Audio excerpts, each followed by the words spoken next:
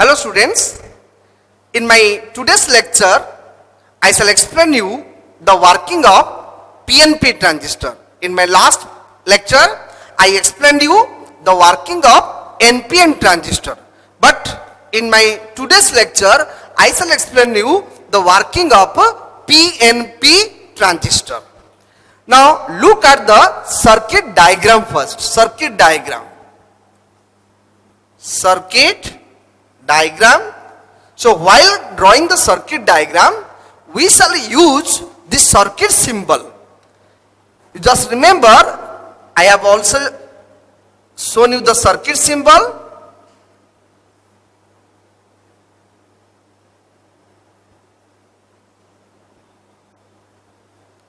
It is the PNP transistor. The arrow mark is inward. Arrow mark is inward, and this terminal must be emitter terminal. Emitter terminal I mark as E.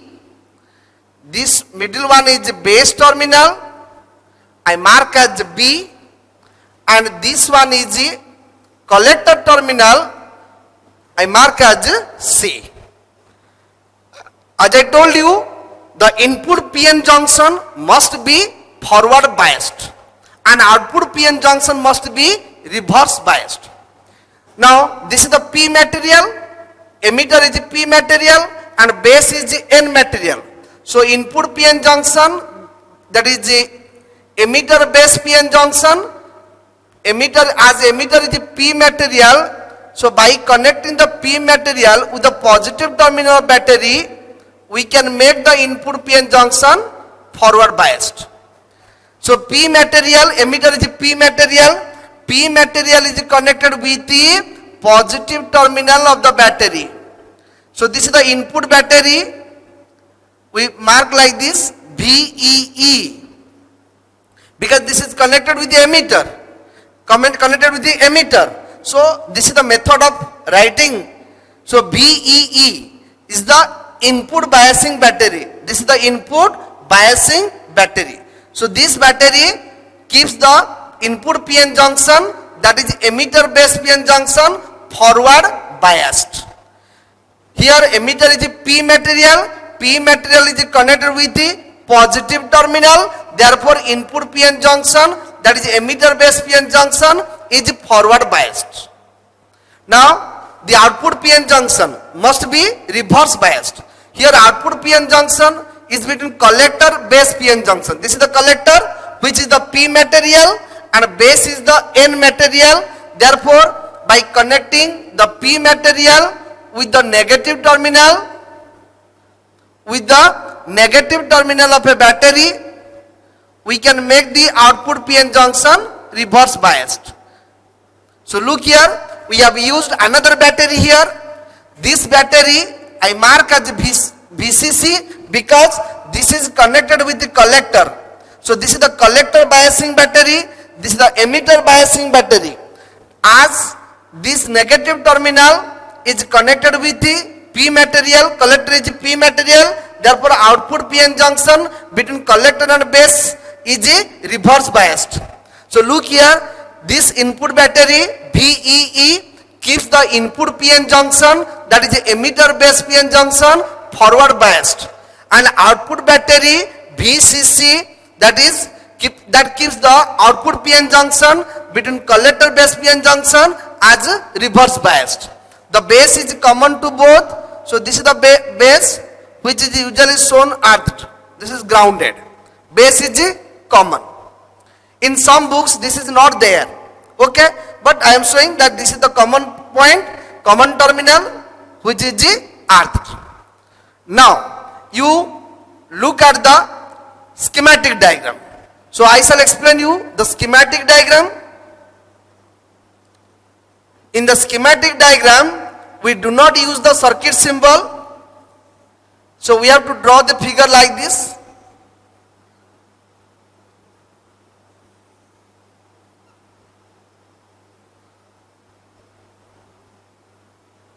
This is the P material, N material, P material, PNP. This one is emitter, middle one is base, and this one is collector.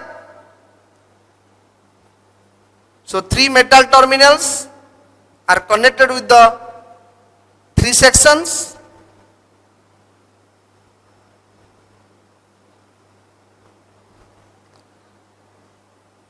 So look here, with the emitter we have connected the positive terminal of the input battery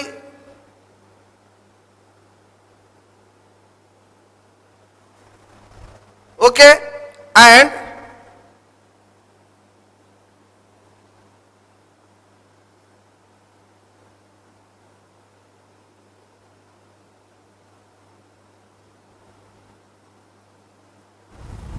so this is the P material. P material is connected with the positive terminal, and therefore input PN junction, this is the input PN junction. This PN junction is called emitter base PN junction, emitter base PN junction. So this PN junction, input PN junction, is forward biased by the input battery VEE. Now this one is the output PN junction, collector base PN junction. Okay, I mark as JCB, collector base PN junction. This is the P material, this is the N material. So by connecting the P material with the negative terminal of output battery VCC, the output PN junction is reverse biased, and this is the common terminal which you can show as grounded. So this is how you have to draw the schematic diagram. As you know, in the P region, the holes are the majority charge carriers. Holes are the majority charge carriers, and in the N-type base, the free electrons are the majority charge carriers. These are the majority charge carriers, and this is the collector is the P material. So again the holes are the majority charge carriers. So this is the collector. This one is the emitter. You can show like this, emitter, and this middle one is the base. Okay, now let us see how it works. First up, we shall explain with this figure because it is easy to explain by the help of schematic diagram. Look here, the input battery, the positive terminal of input battery, it gives a repulsive force on the positive holes in the emitter. As you know, emitter is a P material, and it has holes are the majority charge carriers, and holes are positively charged. Therefore, the positive terminal of input battery VEE, this gives a repulsive force, pushing force on the holes. At the same time, look at the collector side. So again the collector is a P material. So there are holes are the majority charge carriers. Now as the P material is connected with the negative terminal, so the negative terminal of output battery VCC gives attractive force on positive holes. So what you find, simultaneously a pushing force is acting on inputs, acting from input side, and a pulling force, because it is attracting force, so pulling force from output side. So under the combination of these two forces, one pushing force from input side and pulling force from output side, the majority charge carriers, that is the sorry, the holes, they move from emitter section towards collector section via the base section. So the holes, they start moving from hole, that is the emitter to collector. Now while passing through the base, a few number of holes combine with the free electrons in the base region. Base is N material where the free electrons are measured charge carriers. Therefore, a few number of holes, they combine with the free electrons in the base region, and but maximum number of holes are able to reach the collector section. Now let us take like this. If 100 holes, they leave the emitter section, then it is found that about 95 to 99 holes, they reach the collector. That means only 1 to 5 holes have combined with the opposite charge carriers in the base region. So I have taken the example here. Suppose 100 holes, they leave the emitter section. So when 100 holes leave the emitter section, only 1 to 5 number of holes, they combine with the free electrons in the base region. Why this amount is very small? Because the base is very thin and lightly doped. But maximum number of holes, that is 95 to 99 holes, they are able to reach the collector. So due to the flow of holes in the emitter section, there is the emitter current, and the emitter current flows. So look here, how to know the current direction? Current direction is from positive to negative. So positive to negative. So emitter current is inward. So emitter current flows. This is called emitter current IE. So emitter current IE and the collector current IC. So the collector current positive to negative, so that is outward IC, and the base current is like this, outward. So three currents are flowing here. One is emitter current,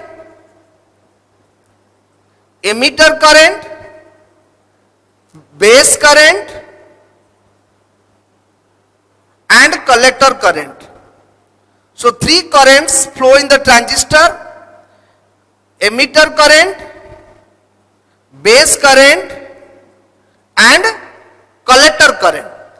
Now emitter current I denote by the symbol IE, base current symbol is IB, and collector current symbol is IC. You will find that IE is equal to IB plus IC. IE equal to IB plus IC. If emitter current is 100%, then collector current ranges from 95% to 99%.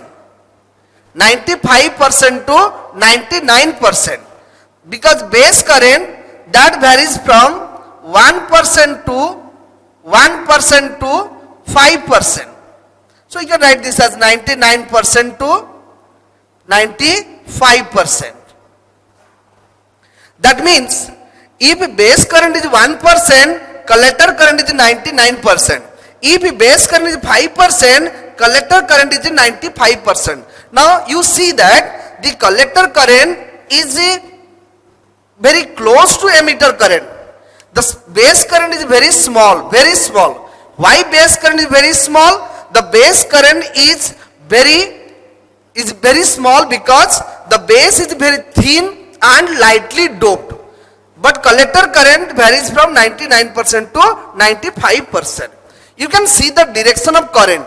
The direction of current here, the emitter current inward, base current outward, collector current outward. You can show in this diagram also base current from positive to negative.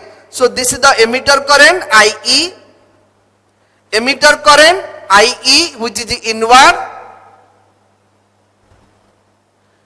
Okay, collector current this side positive, so negative, so positive to negative. So collector current outward, and the base current is also outward. So three current: emitter current, base current, collector current. Now if you treat the transistor as a junction, you see that the emitter current is inward, base current is outward, collector current is also outward. So this is the base current, collector current, and this one is the emitter current. So look at this junction. Input current is the inward current, i.e. outward current, base current, and collector current. So therefore if you apply KCL, then you will get IE is equal to IB plus IC. So this is the total current in the transistor. So we have explained, we have learned how the PNP transistor works with the help of circuit diagram as well as schematic diagram. We take the help of schematic diagram for better understanding. Okay. Now, what are the input voltages and output voltages? Here emitter base voltage is the input voltage and collector base voltage is output voltage. Input current is emitter current, output current is the collector current. So these are the input and output parameters. Then we are going to discuss the various gains of a transistor, various gains.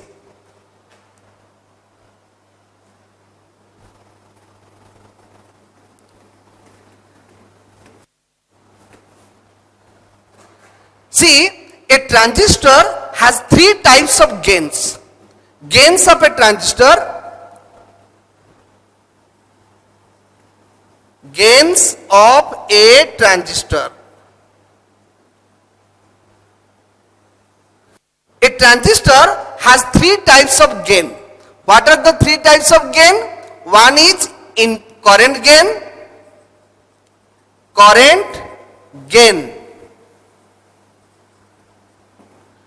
one is voltage gain, and the third one is the power gain. So these are the three gains of a transistor. Current gain. Now what is current gain? It is the ratio between output current by input current. Ratio between output current and input current is known as current gain. What is voltage gain? It is the ratio between output voltage by input voltage. That is the voltage gain. Power gain. Output power by input power. Okay. Now we can use the symbols. Suppose, as I explained you, the input current is emitter current and output current is the collector current. So output current IC, input current IE, so that will be current gain. Now voltage gain, it is the ratio between output voltage to input voltage. So output voltage equal to output current into output resistance. Better write I out by I in. So this is the current gain, I out by I in. Similarly voltage gain, that is output voltage V out by V in. Okay. Now output voltage equal to output current into output resistance, and input voltage equal to input current into input resistance, because voltage equal to current into resistance, V equal to IR. Therefore output voltage equal to I out into I R out, input voltage equal to I in into R in. Now look at power gain. Output power equal to output voltage into output current. So V out into I out, V out into I out. Input power V in into I in means input voltage into input current. This is output voltage into output current, that is output power. Input voltage into input current, that is input power. Okay. Now you can show like this. It is V out by V in into I out by I in. Okay. Therefore, V out by V in, this is called voltage gain. This is called voltage gain. I out by I in is known as current gain. Current gain. So that is equal to power gain. Power gain of the transistor is the product of voltage gain and current gain. You mark here these three gains. These are all unitless and dimensionless because they are the ratio between input and output similar parameters. Input and output similar parameters. This is output current and input current. So current similar parameter. This is output voltage, input voltage similar parameter. Again output power, input power.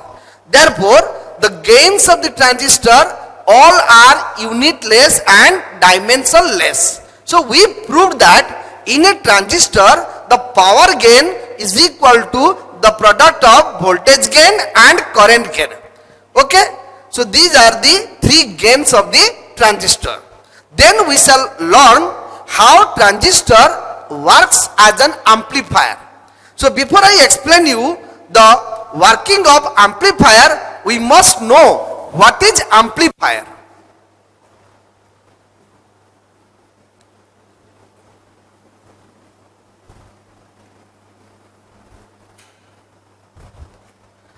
Amplifier.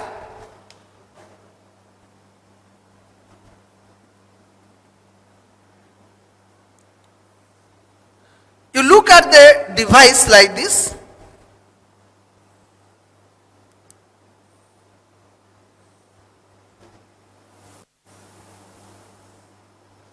This is the input side and this is the output side. Now in the input side we provide an alternating voltage of small amplitude. Alternating voltage of small amplitude. So this is the input voltage which is an alternating voltage of a small amplitude. But in the output side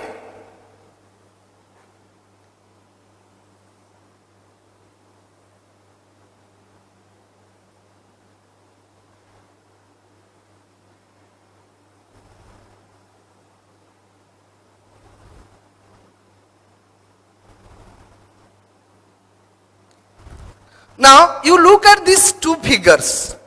This is the input voltage and this is the output voltage. The amplitude of input voltage is very small and it is an alternating voltage. We call this as a weak signal. Weak signal. And the output voltage here, it has a large amplitude, much greater than that of input. Therefore, this alternating voltage is known as a strong signal.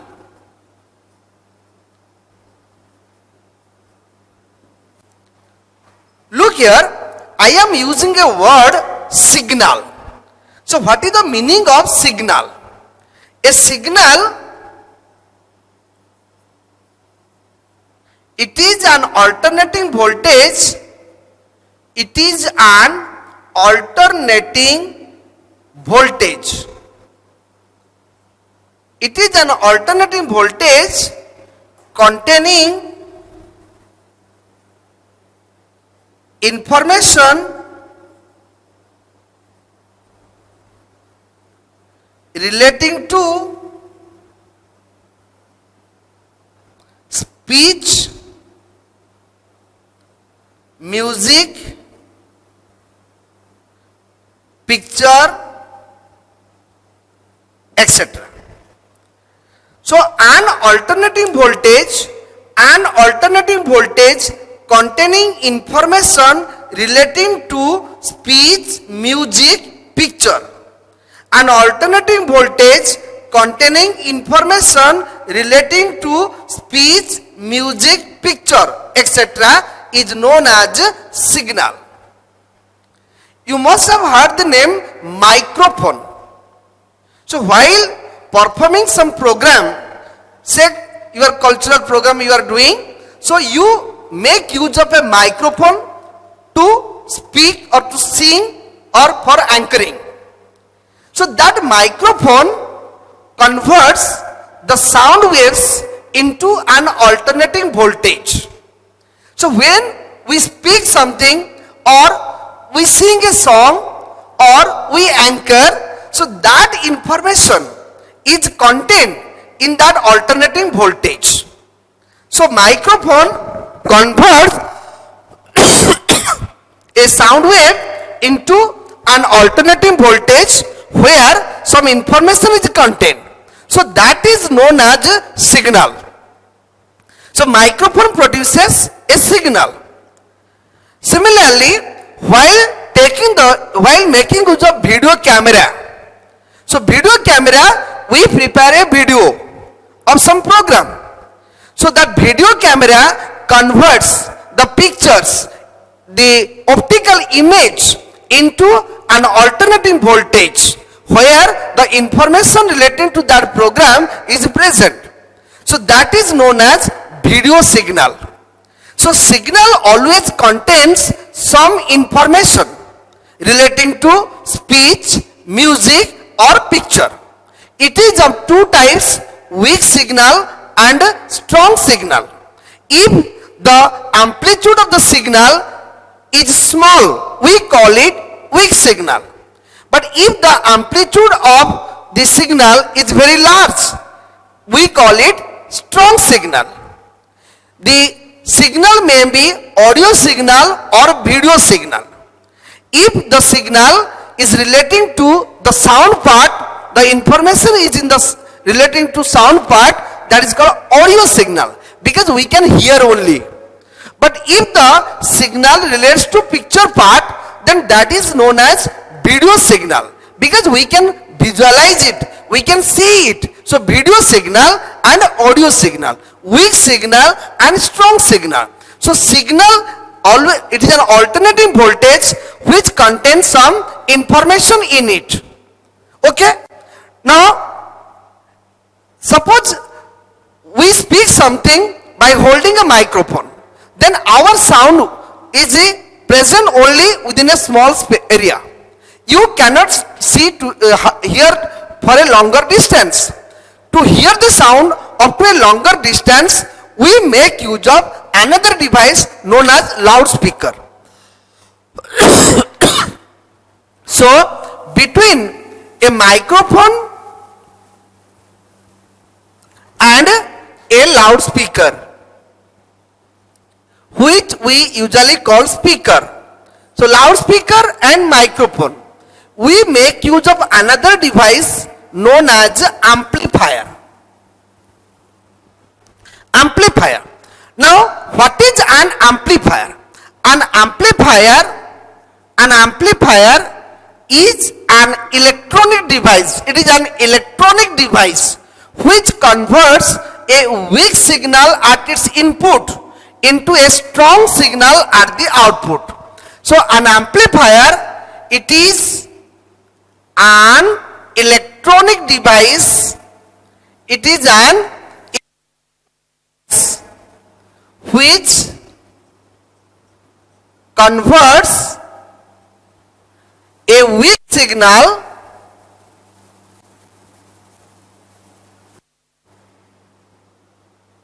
to a strong signal.